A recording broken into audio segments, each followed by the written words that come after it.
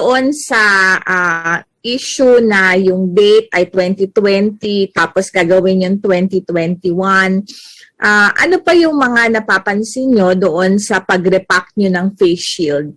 Meron pa bang mga kayong napansin in the course of your work sa pagkatrabaho nyo simula August? Yes, ma'am. So, madami pong nangyayari. Bali po kasi nung nag-start po ako doon, bali parang normal employee lang po ako. So, bali po ang mga nakikita ko po na pinapagawa nila sa amin sa PCBs. Parang ano po kasi ma'am sobrang substandard po ng mga PCB na ginagawa namin. Although kahit po UP na mga PCB, UP na yung mga boxes na kahit finish good na po, kahit puro UP na po siya, kahit kung may mga dumi, may mga madumi, pinaparepack pa rin po sa amin nila ma'am sa amin po yun. Anong ibig sabihin na kahit UP na yung face shield, nire-repack nyo? Ibig sabihin, hindi siya tinatanggal, hindi siya parang tinatapon. Kasama siya doon sa... Yes, ma'am. Kasama po siya kay UP, kay madumi, kasi po yung ibang pisig po doon, yung ibang mga pumpon ng mga pisig na ginagawa po namin is mga naninilaw na po yung mga foam niya, kasi iba, mga nangingitim na po kasi sa sobrang tagal na po na na-stock sa warehouse din po siguro nila na pinaglalagyan po bago po i-deliver dun sa amin.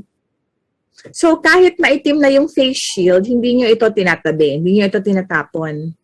Yes, ma'am. Then, sa paggawa po namin dun sa face shield na ginagawa namin, yung foam po mismo na is ginagawa po namin siya manually without gloves, without any po sa katawan. Ganun po. Yung foam? Yung foam po ng face shield. Yes, ma'am. Yung foam na kinakabit sa face shield na na surgical.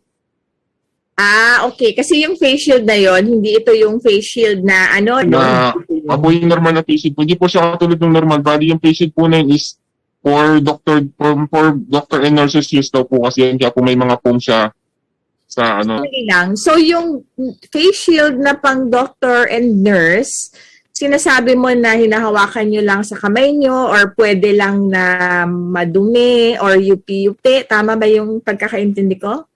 Yes, ma'am. Yes, ma'am. Okay. Pero paano mo nalaman na para yun sa mga doktor or para sa mga health workers yun? So yun po kasi ma'am, bali may mga dumarating po kasi doon na face shield na ang nakalagay po sa face shield is for nagkakaroon din po kami ng bali ang nangyari po ng mga reject kasi may dumarating po sa amin na mga face shield ang nakalagay is for kitchen.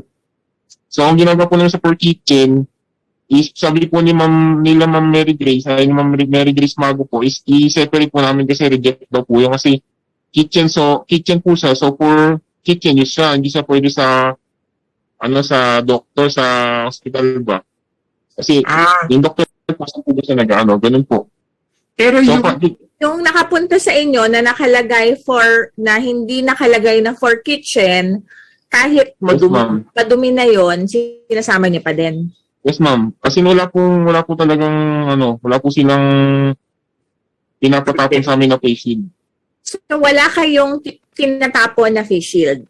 Yes, ma'am. Although substandard po siya, kahit po yupi, kahit madumi, kahit po naninilaw, kahit po basa-basa na po. Kasi yung iba po doon, nababasa po kasi gawa po ng tulo sa warehouse. Teka, yung sinabi mong Mary Grace Mago, yun din ba yung binanggit mong unang pangalan na Crizel Mago? Pareho lang ba yun? Or magkaibang tao? Yes, ma'am. Yes, ma'am. Same person lang po sila. Si Mohit Dargani, madalas po siyang pumunta ng warehouse?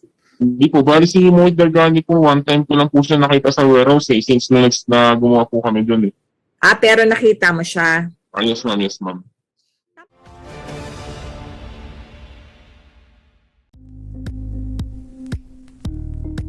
Thank you for watching Politico TV. Please like and subscribe to our channel for more videos.